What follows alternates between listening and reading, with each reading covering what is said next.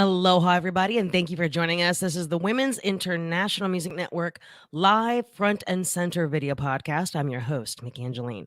And on the show, very special friend to all of us at the Women, Lisa S. Johnson, badass photographer, 108 Rockstar Guitars.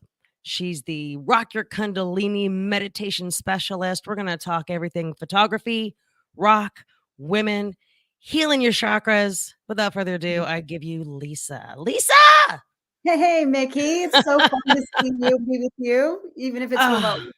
Even if it's remote. And we talked off camera before we went live that we were going to get together because how did I just learn that you also have a home in Las Vegas? So you have a home in Canada, you have a home in Las Vegas, you have a home in Malibu. What? Well, Las Vegas has been my primary residence since 2000. I moved here from Manhattan. Oh. And so I've been in Vegas. This is home here, but it's so hot here in the summer, not only musically, but it's also physically extremely hot here. And so my husband and I decided to get a place in the canyons in Malibu for the summer so we could go there. So that's a vacation house. And it also, we're in LA all the time, just, always doing shows or working, shooting guitars, etc. And so we're always staying in hotels, and we just thought, let's get a place where, we can relax and enjoy LA and be there for business and not where it's so friggin' hot.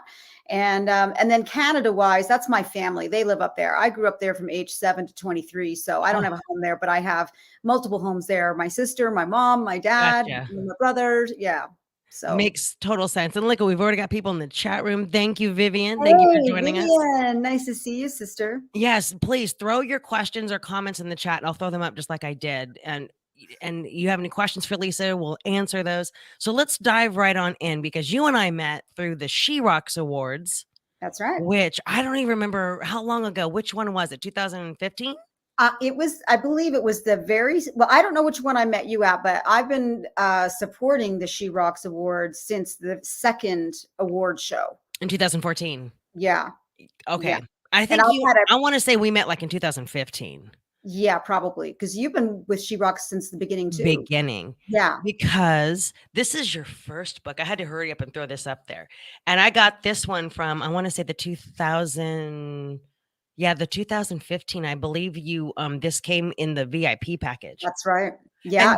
And you have 108 artists in here, right? Correct. That's why it's called 108 Rockstar Guitars, because everyone says the 100 greatest, the 101 greatest.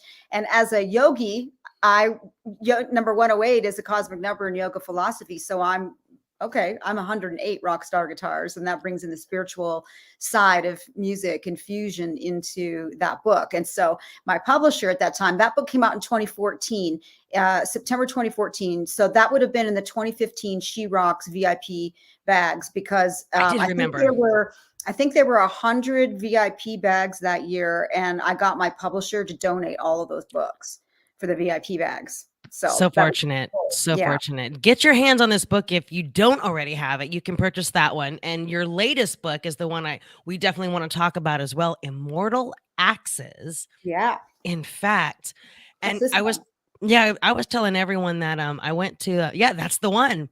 And there's something a little different about this one versus your first one. Well, did you want to share what it was? Has a lot more women in it than the first book has.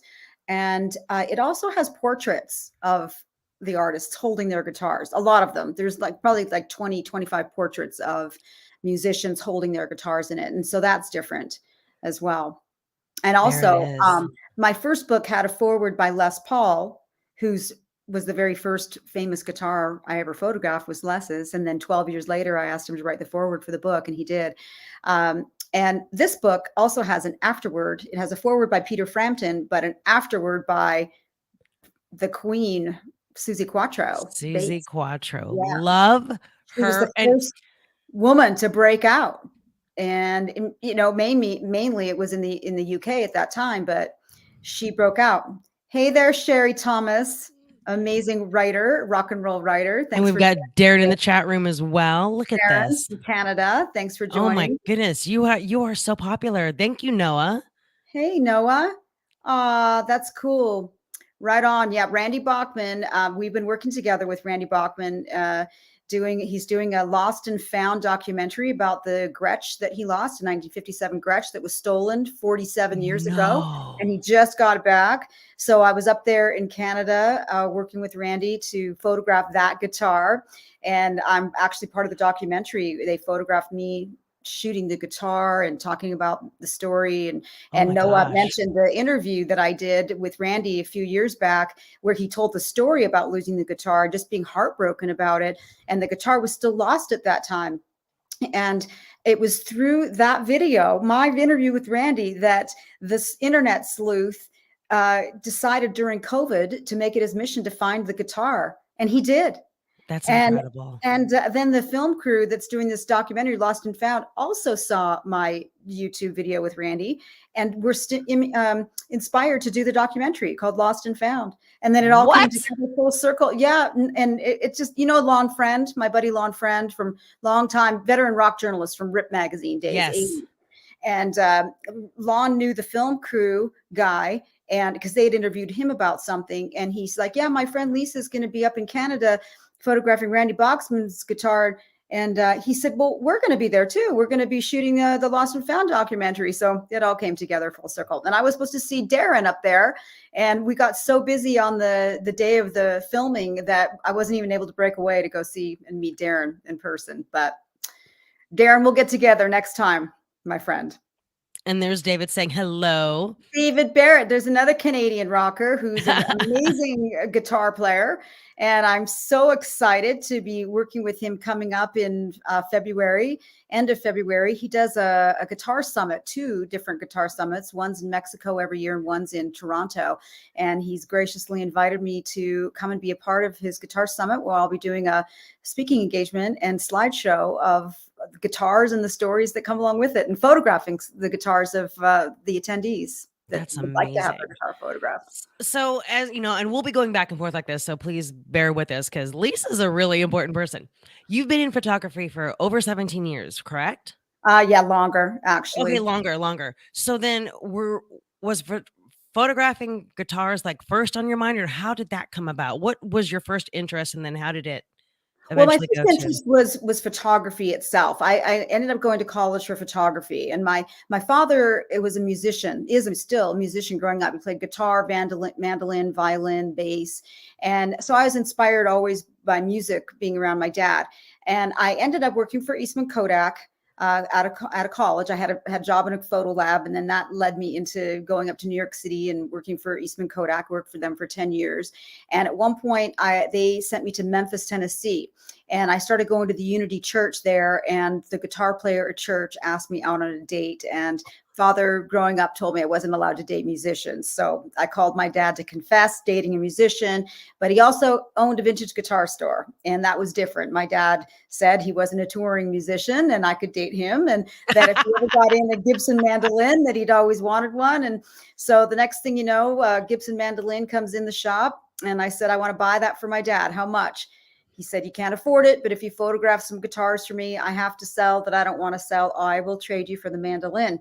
So I said, done deal. And that was the first guitars that I photographed, those vintage guitars. And I fell in love with the shape, the smell, everything. I mean, I always loved the guitar, was my favorite sound of a band. I always fell in love with the guitar players. I didn't even bat an eye twice at the lead singers. I was like all about the guitar player and the playing. And so next thing I know, Kodak's transferring me up to New York City. And I thought, I want to keep photographing guitars. I may as well photograph famous guitars since I'm in New York and everyone comes through here eventually. And maybe I could do a book on the side, So that was in 1996. I think I photographed the first guitar in Memphis. And then I moved to New York the same year. And on the side, at night, on weekends, whatever, I was requesting guitars, starting with Les Paul at the Iridium Room. So serendipitous. That sounded like this was your path, and it was just meant to be the way you tell the story. Yeah, and you talked about my being a Kundalini teacher. I mean, when we're in the flow, when we go with the flow with what is handed to us, and we don't resist it, and we just go with it, then that's when the magic happens. I mean, I never in a million years thought when I was laying on my bed growing up in Slave Lake, Alberta, Canada, listening to Peter Frampton on my headphones playing Frampton Comes Alive, did I ever dream that he would write the foreword for a book and that I'd photograph that very guitar that's on the cover of that album. Yeah, I mean, no kidding. just unbelievable. So I still have to pinch myself, just go, wow, this is something else that I've been able to do this. Oh my gosh. And I do want to get more into that because universal and healing, that is all on my vibe. I think a lot of us would get in on that. So you mentioned how going to your newer book, Immortal Axes, which I think celebrates you've had it for almost a year out now, right? Yeah. Yeah. It came out September 2021. And you said some of the women that you photographed in there, you connected through the She-Rock Awards. I did. Yeah. Jennifer Batten, she was getting nominated. She got an award for the She Rocks Awards. And so Laura Whitmore, who of course is the queen of She Rocks, she helped me. She made an introduction to Jennifer for me. And I photographed her guitar right there in the ballroom before the She Rocks Awards. I remember that. That was amazing. Yeah. And then one year, the Bangles, they were getting their award. And I met them through the She Rocks. Patty Quattro as well was an honoree of the She Rocks. And the following year, her sister got the Icon Award, Susie Quattro. So I had photographed Patty's guitar the first time when she was being honored. And then the following year, when Susie came along, she introduced me to her sister. And I went to London to photograph her bass that her father gave to her. Wow. The whole family was in a big band and they all played instruments. And Susie was the only one who didn't have an instrument. So she goes, what am I going to play? And so the only instrument that was left was the bass. And the dad gave her this amazing precision P bass that she still plays today. That's incredible. They're still bigger than her. Well, she's the littlest woman. I'll never forget, because when we honored her and it was 2019, and she came in off of her tour from Australia, if I'm not mistaken. So she was already like on a different time zone and came on over like a rock star. And I was her personal assistant, making sure she got to and from the hotel to the venue. And she was like the sweetest person, the most rock star person, the most real person. 100%. She doesn't pull any punches, but she's got the biggest heart. And it was such a joy to get to know her on a personal level, because I grew up watching her on Happy Days, like a lot of people, as Leather Tuscadero. That was my first introduction. And then you see her playing on there. And then once the internet became a thing, I searched and I realized this woman's amazing. She broke the ceiling for so many women in music, not knowing that. And so when we got a chance to honor her, I knew I was going to have butterflies just meeting her. And she broke she broke it was like nothing. She was like, hey, what's your name? And when I picked her up, her and her assistant, I was like, this is going to be the best day ever. And her story is very poignant, because when she broke out, she had to leave her family. She had to leave her sister. She had to leave. They had a family band, and it was a very hard decision for her, but she knew in her gut that she had to do it. She didn't have a choice. She just knew she had to do it. And so there she flew off to London by herself, a young woman, and she made it happen. And what was really interesting that I found out the day I photographed her bass and I was leaving, I happened to mention that Peter Frampton wrote the foreword for the book. And she said, wow, that's cool. When I flew to London and I was making my first record, I didn't have a band, and we hired session musicians. And at that time, Peter was a session musician, and we hired him to play on one of the tracks. And I loved his work so much. And I said to my manager, I want to hire him. I want him to be in my band. And he said to her, Susie, he's fantastic, but there can only be one star in the band, and it's got to be you. And you know what? I thought that was so cool, because he recognized Peter's talent and knew that Peter couldn't be in the band, that Peter had another mission in life. And so I drove away from her house that day with that thought in mind, because I was actually then driving to photograph Steve Marriott's guitar. And he was Peter Frampton's guitar player in Humble Pie. So I'm driving over to photograph Steve's guitar, and I'm just like, wow, this is kind of mind blowing that, the Frampton connection. And it turned out the guitar I photographed was the last guitar that Steve had played And he had just gotten home from playing with Peter Frampton, where they recorded 3 tracks in LA. They were going to work on a new album together. And then he died that night. Oh my In a gosh. fire. So I got to photograph that guitar. It's featured in this book, Immortal Axes. And I came home and I looked at those pictures and I thought about it all, the whole scene with Susie, and she's psychic, you know, like she sits, did she tell you fortune? Yeah. You're walking around with her, you're sitting with her, and she's like suddenly telling you, you need to do this, or someone's coming to be with you, or like she gets these downloads and she just says it, you know. I like that you call it downloads. And so I wrote to her and I just said, listen, I feel like you need to write the afterword for the book. I mean, Peter wrote the foreword in that story. It just intertwines it all together. And she wrote back instantly and she said, I feel it too. I'm going to do it. Wow. I'm glad you brought that up, because that was the one part I wasn't sure if I should touch on. That I found so incredible was her psychic connection. Right before, so it was like she was getting ready, she was done for the night. I needed to take her back to her hotel, right? And she was looking for me. She goes, "There she is, right? There's my ride." And of course, everyone wants to, meet with her, do a photo, and she obliged to everyone. But then she would look at them and go, "I need to tell you something." And she would like pull people, and then you'd see her lean into their ear. And I'll never forget, because Lzzy Hale was there, because we also honored Lzzy Hale that same year. Right. And I remember being backstage, and something told me the moment Lizzie took the stage, because Lizzie just commands, Lzzy Hale Hailstorm, right? Yeah. Commands the stage. And the moment her mouth opened and those notes and that guitar, I said, Susie's going to want to talk to her. I don't know why I knew that, right? And then sure enough, before we left, she's like, she goes to give her a hug. I go, I need to share something with you. And so from my point of view, I can see Lzzy Hale's face, because Susie's on this side in your ear, and you see the emotion in Lizzie's face go from the smile to this to tears. Wow. But like happy tears, nothing sad, but this overjoy, like, how did you know? And oh my goodness. And it was nutso. And then so, people are, and we were going to leave, and she looked at me, she goes, I'm going to have to get yours later. There's something different with you, but I need to get yours later. We'll talk in the car. And I was like, okay. It was the nuttiest thing, but I just loved it, because I'm like that as well, which is why I love connecting with you, because I'm a Reiki practitioner, I'm an empath, and all these things are so important to me when I can find like-minded individuals that share that quality.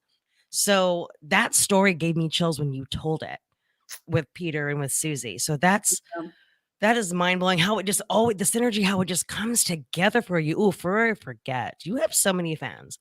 We got Myki saying hi. Hey, Myki, how are you, beautiful? And there's a psychic chick right there. What? Let's go back. Myki psychic? Yes. Oh, yeah. She's another Myki that's psychic. I'm not psychic. She's a professional. Hey. That's what she does for a living. Yeah, she's been doing it forever and ever. And she's in Canada or Canadian, right, Myki? I can't remember. Are you actually Canadian, or she lives close by there?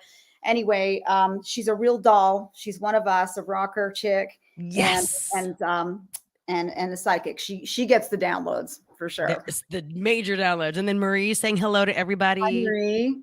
Thanks for joining us. The militants, of course. Hey, the militants.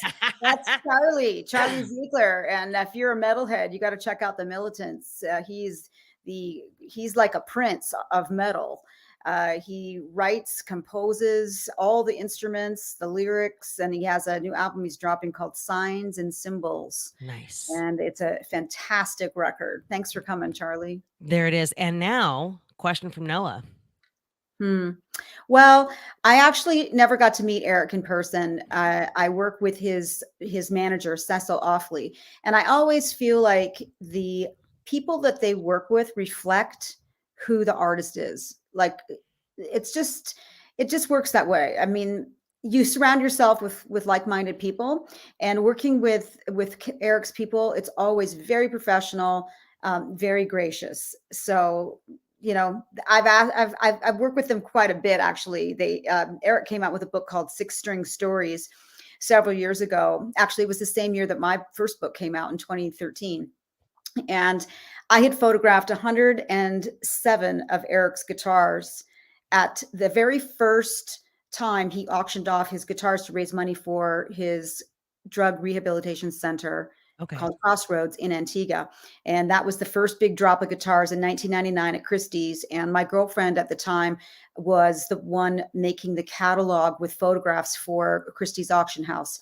Virginia Lowell. She owned the Starfile photo agency in New York, and she worked with Bob Gruen, Mick Rock, and all the rock and roll photographers. And they wanted pictures of Eric playing all of these guitars that were being auctioned off for the catalog.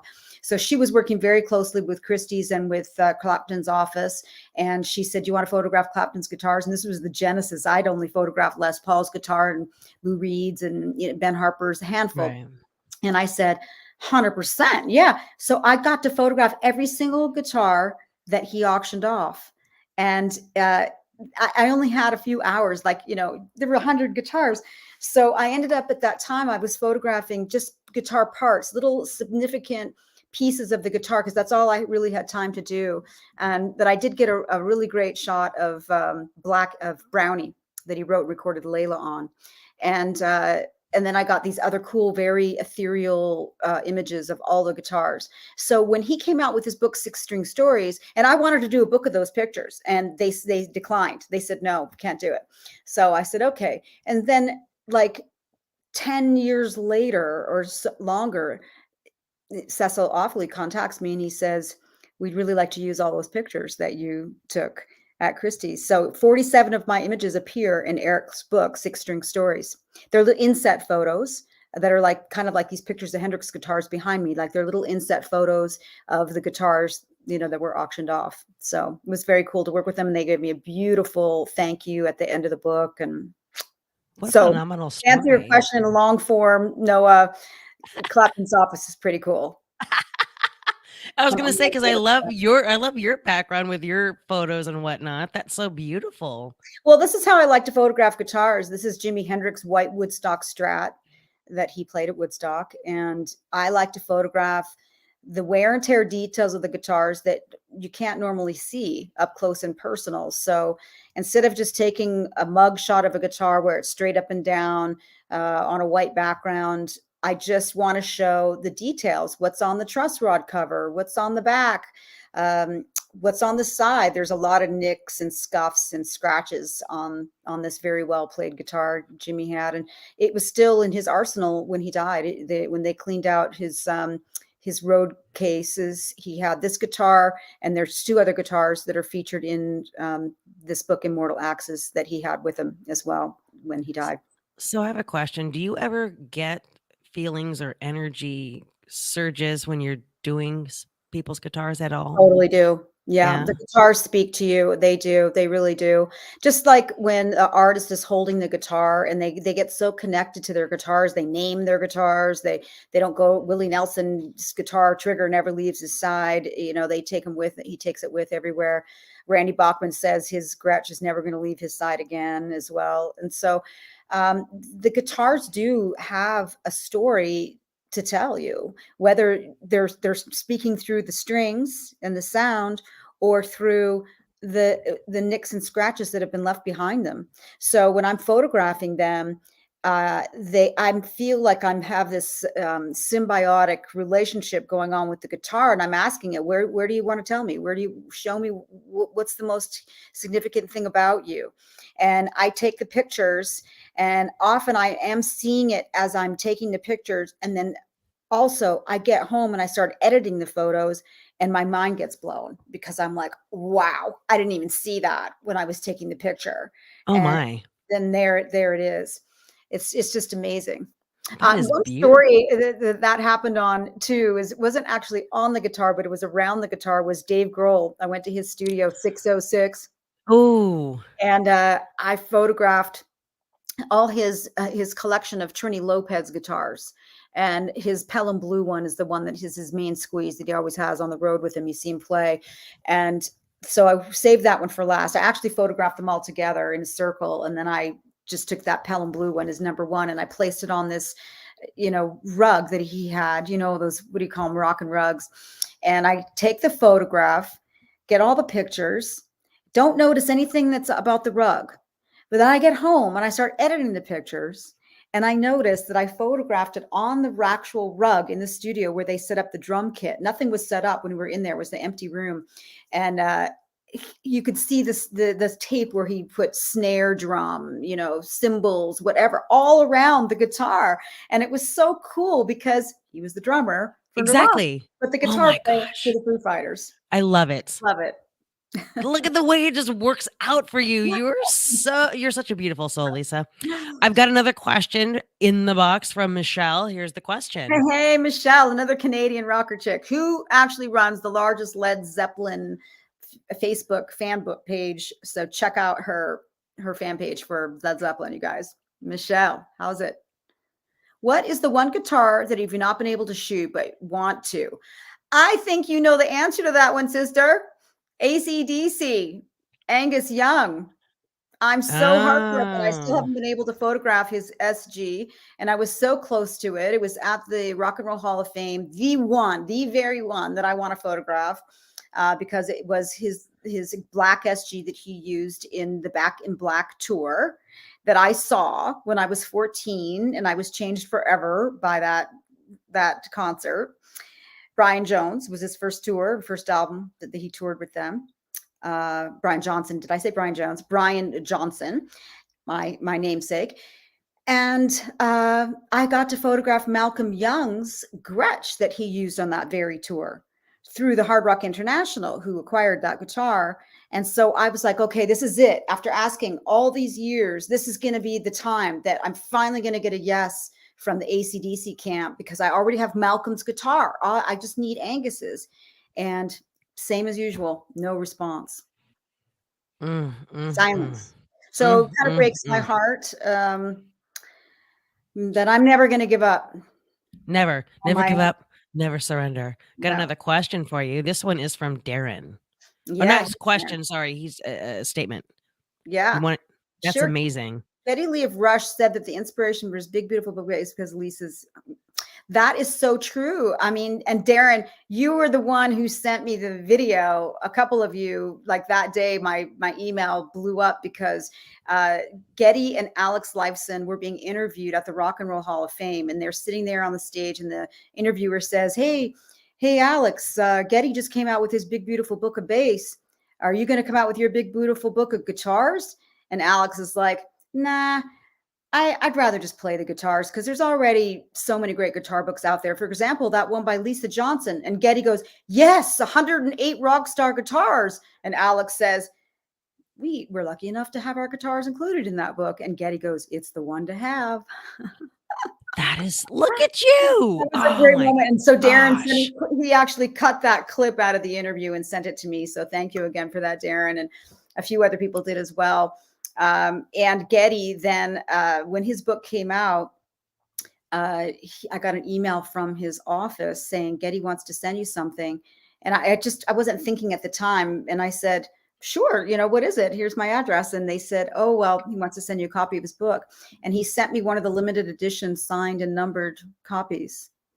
And if you look, and in the back of it, he also gave me a beautiful thank you for inspiration for his book, to do his book. And the photographer kind of emulated my style of photography. And there were a lot of motifs in that book that were looked similar to my book. So it was quite an honor. You inspire a lot of folks. Thanks for bringing that up, Darren. That was beautiful. So tying in with the Rock Your Kundalini, how did that come about? And how did you get into numerology and meditation and that sort of thing? Or has that always been your thing? Well, it has been for a long time. When I lived in Houston, Texas, I was working for Kodak then. And that's when my girlfriend, my best friend, Lisa Zimmerman, she started going to the Unity Church. And it was a beautiful church in Houston in the shape of a pyramid.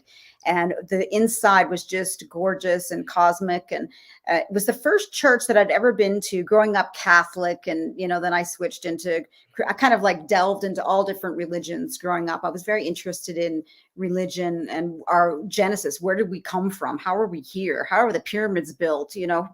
All these mysteries of the world always intrigued me. And so religion, the study of it was the foundation for me to delve into, where am I from? Why am I here?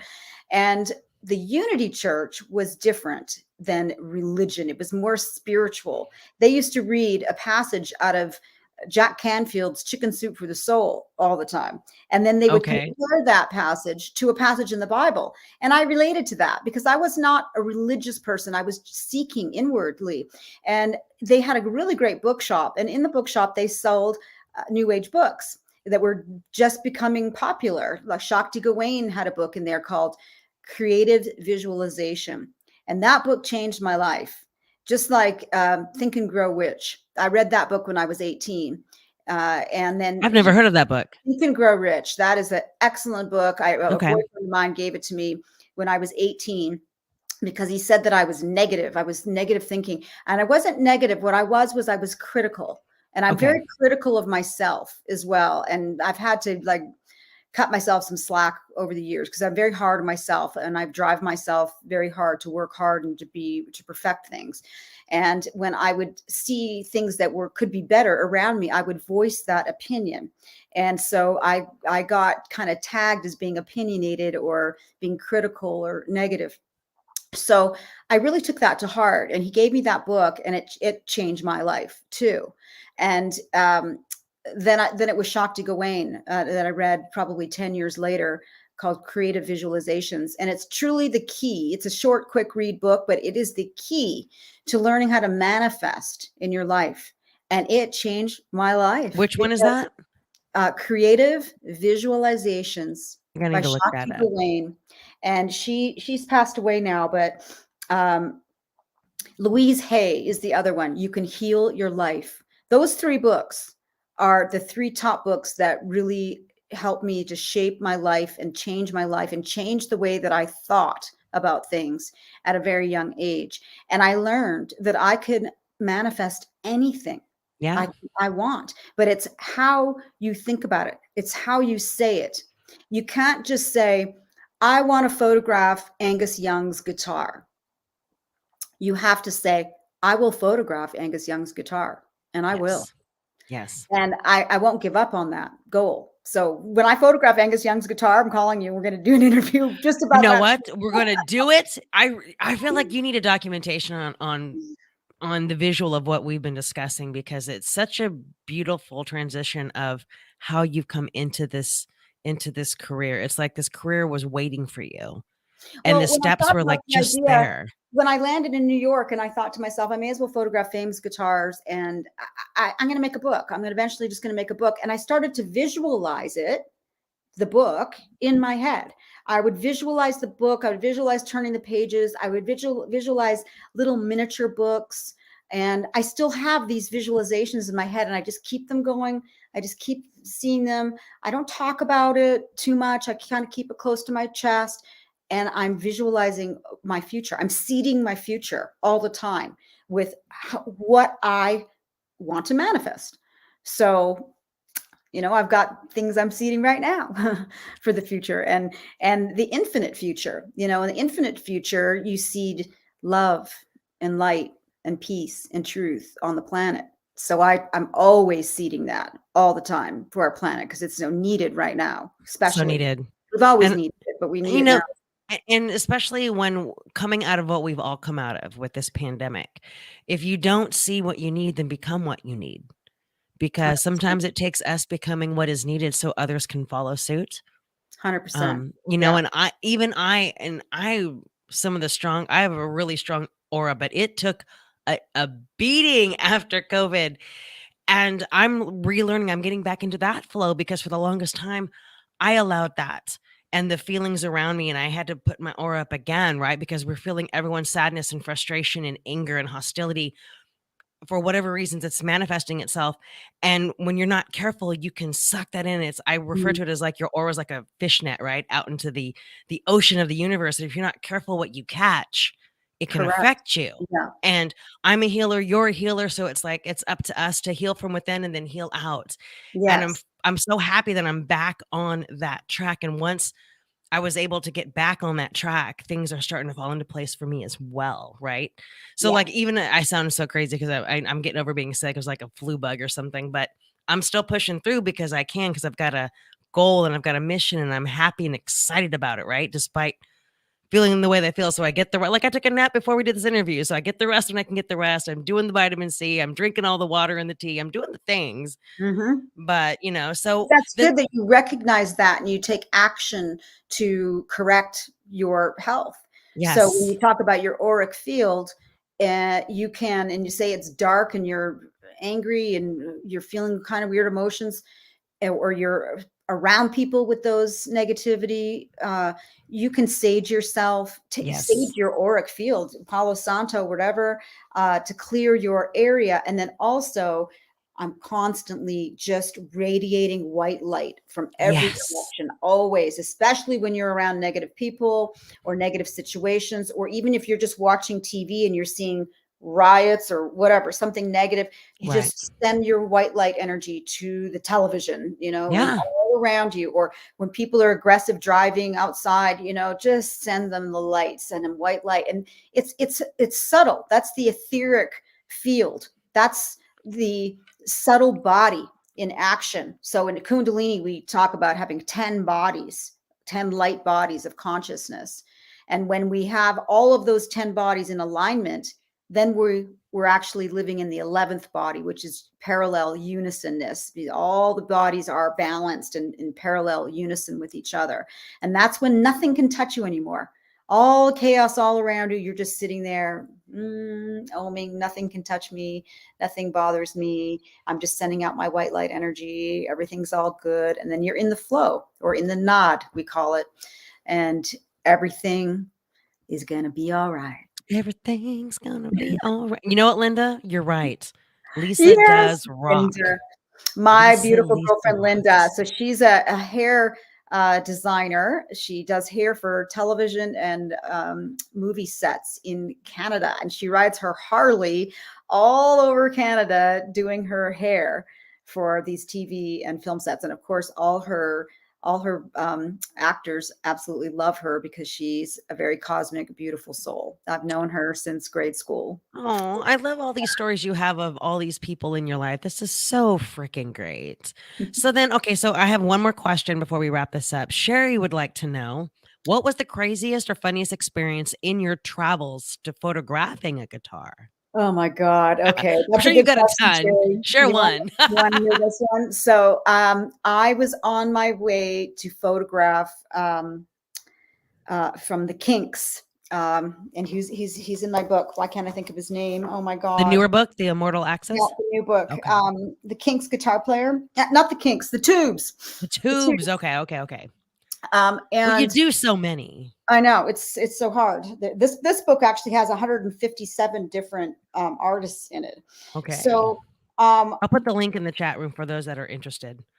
My dog, we were in the canyons in Malibu, and I was actually studying for a Kundalini test. I'm sitting at the kitchen table. I'm studying. I got all my papers out, and my dogs are outside running. And we have 2 boxers, and we had one that was about 9 months old at that time. And then we just got the puppy, Valentine. And she was probably 12 weeks old. And they were in the front yard running back and forth and back and forth and back and forth. And I had the door open and I could hear them laughing. I could hear them, just having a good time. Right. And the next thing I know, Valentine comes screaming in the house and up the stairs. She's the tiny little baby. Right. And it happened so fast, like a lightning bolt. I was like, what the heck?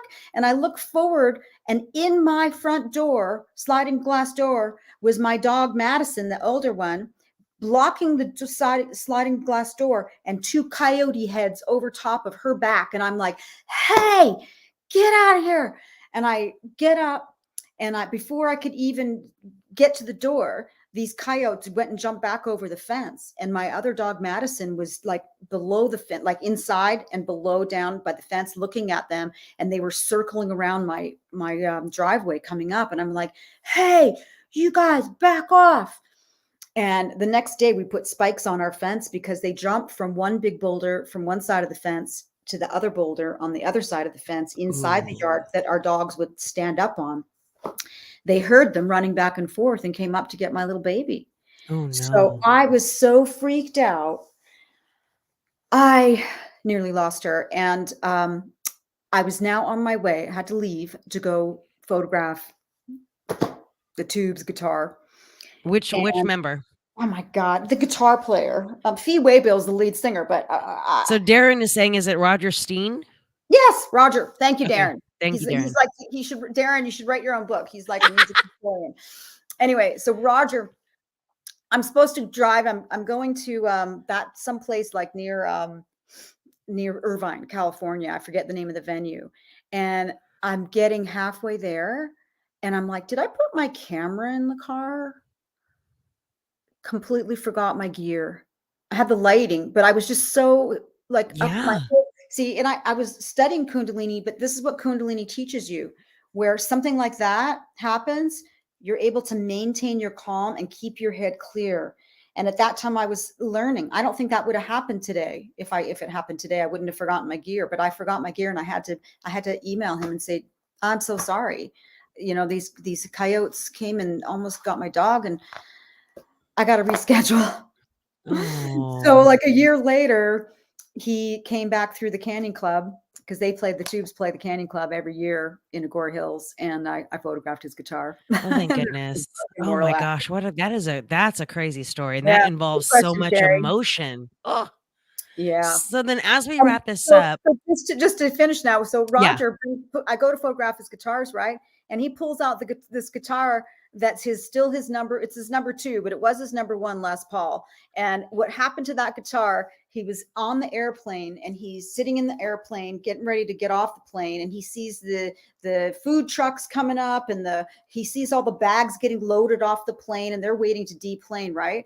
He sees his guitar case coming off the conveyor belt to go get down and get put on the rack, and it falls off the conveyor belt. Just then the food truck roads by, rides right over top of his case. And it was a solid like metal road case, right? So he knew it was his. So they opened up the case. He goes to, the luggage wherever, and the guitar is just smashed, so he's furious. And it was a big, long rigmarole. Anyway, they had to take the guitar. They wouldn't give it to him. And long story short, he did eventually get it back. He had it restored. It still plays and it's still in his arsenal. Yes. That's insane. In the book. Yeah. Oh my God. And that's Immortal Axes, that book. Okay. And that's why guitars are immortal, because they hold the stories that the artists infuse into them with their music in the wire and wood that is there forever. Yeah. Even when the artist passes on, that guitar still holds that story, all these stories and some stories that we'll never know. Like, where was Randy's guitar for 47 years? That guitar is holding the stories of where it's been. And Randy, once he finally got it back, he told me that he was in his bed and he woke up and the guitar case was nearby. And he said, I got to get up and look at the guitar, because he only had it for a couple of days, right? So he wakes up in the middle of the night and he goes and opens up the case and he picks up the guitar and he said, are we gonna play another song together? Are we going to write a song together? And the guitar started talking to him and he started writing a song that night. Wow. And so for the documentary Lost and Found, it's his idea that song will be played during the closing credits of the documentary. So we'll see what happens if they. I love that. Yeah. Wow. The magic wands for musicians, the guitars. They are. So then as we wrap this up, this incredible conversation, thank you so much, Lisa. What can we expect from you in 2023? Well, I'm actually still working with Randy. He's got a huge exhibit coming up in Calgary, Alberta, Canada, at the Studio Bell National Music Center in Calgary, which is a absolutely stunning music museum.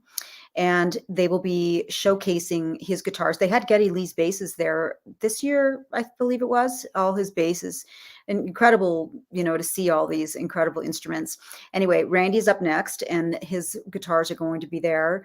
And from what I understand, they're going to be auctioning some of them off. So I'm now speaking with the museum about photographing the collection.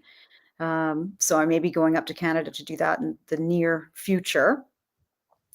We'll see. And so because of that, it's really tough to that's a big project. That'll be like a 3-4 month project. Okay. And then I am going to go to visit David Barrett, who tuned in here to go do his guitar symposium. I'll be in Toronto doing that. So I'm going to fly from Toronto down to Fort Lauderdale, and I'm going to go work with the Hard Rock International. And they have an incredible warehouse of iconic instruments like the original Eric Clapton's Fool guitar that Todd Rundgren had as well. I'm going to be photographing that guitar and a bunch of other amazing guitars. If you look at my Facebook right now and my Instagram, I'm showing pictures right now of the warehouse tour, which nobody can get into. It's a privately owned and accessed. You've got to get permission to get in there. So it took me years to finally get access, and I'm super excited. So I will be there photographing a bunch of guitars early next year. And then we'll see what's going to happen with those. Yeah, there's some. You can see the Fool right there. And then that EB bass, that's one of the very first basses that Gibson made, that violin-shaped bass. And that's my piece that's right now is currently in the Richmond, Virginia Museum of Fine Art. Was Elvis Presley's guitar. But this here is this one here. Okay, I got you. This one here. Elvis Presley's parlor guitar, his Hawaiian guitar that he used in Blue Hawaii film.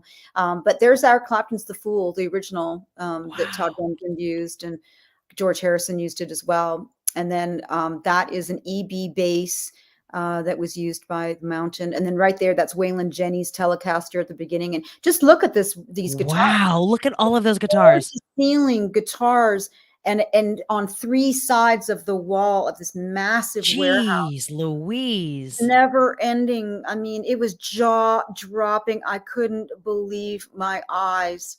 My jaw's dropping now. I hope everyone can see this. That's in the chat and stuff. On the shelves, they have tons of platinum and gold records, and they had George Harrison's, not George Harrison, Mitchell's handmade wind chimes or chimes that he had. I would love to have seen. On this wall here, they had a ton of Gene Simmons axe guitars, and it just went on and on. And then these are like all this, the Hard Rock Hotel in Las Vegas and the Hard Rock Cafe closed down here. So they had all the Vegas stuff. So that was pretty cool to see all that. Look at that. This just goes on forever. And then you can see up at the top there, just a quick glimpse you got with the huge area of all the costumes. So like when you go into the Hard Rock cafes and you see like Madonna's outfit or Prince's outfit, whatever, right, they have all those costumes. Ace Frehley, a bunch of his guitars. Elvis Presley's one of his jumpsuits and a buckle. That's John Bonham's drum kit. That's James Burton's Telecaster. That's Slash's sweatshop. They Slash, can you give us something for the Hard Rock? And they were at a concert, and he just took off his tank top that he'd been wearing for the show, well filled with sweat. So they have it all there, and I got to lay eyes on it. And I get to go back. Goodness gracious! Including another Jimi Hendrix. You live the best life. Guitar. You live the best life. So will we see you back at the She Rocks Awards in April? 100%. Yep. I just sent in my sponsorship support. I love being a sponsor of the She Rocks Awards. It's such a great project, event and evening that Laura Whitmore has put together. So if anybody's going to the NAMM show or not going to the NAMM show, you can still go to the She Rocks Awards. Yes. And if you follow the women on Facebook or Instagram, you'll be able to buy tickets for the She Rocks Awards, which is going to be in April of this year. And we still are holding. So I'm putting the our website in the chat. We're still accepting nominations for the next person we should honor. And this isn't a competition. We literally out and out honor women in the industry. So if you know somebody, and they could be a musician, they could be a CEO of a music company, they could be a sound engineer, women just pioneering in the music industry, go to the website. We have the link where you can send in your nominations, and please do, because we love using our platform to elevate women in the industry. Lisa, this has been such a pleasure. I'm going to come see you. I'm manifesting this. I will see you. All right. I will see you in Vegas. I'm visualizing you walking into my house and showing you to the guest bedroom. I will see you soon. We will do a show together. We will, maybe I'll document you, because I think that needs to happen. And those of you, so please Follow Lisa. There's her website, 108rockstarguitars.com. She is on Instagram at LSJRRockPhotos, all run together. And please click subscribe. We do these often, not as often as I'd like to, but we do these often. We're always highlighting women in the industry. Lisa, thank you so much. I love you. If anyone wants to get a copy of the book too, just get it. Just get it on Amazon.com, Immortal Axes. And if anyone wants a signed copy, just send me a direct message on that Instagram account, LSJ Rock Photos, and I will send you a signed custom-made book plate. So it's got this book cover art on it, and then there's a little signature, and I'll just mail it to you with a guitar pick too. So just send me a direct message. Hey, I got your book. Send me one of your signature plates and give me the address, and I'll get it in the mail to you in time for Christmas. There it is, in time for Christmas. If you want to get a book for somebody, you can tell me who to sign it to my brother Joe or whatever, and I'll do it. Great Christmas gift. I love it. What a way to wrap up an interview. You are the best, Lisa. And I always end every show, every day that you wake up, you determine how your day will go. Thank you for joining us. Have a great rest of your evening. You too.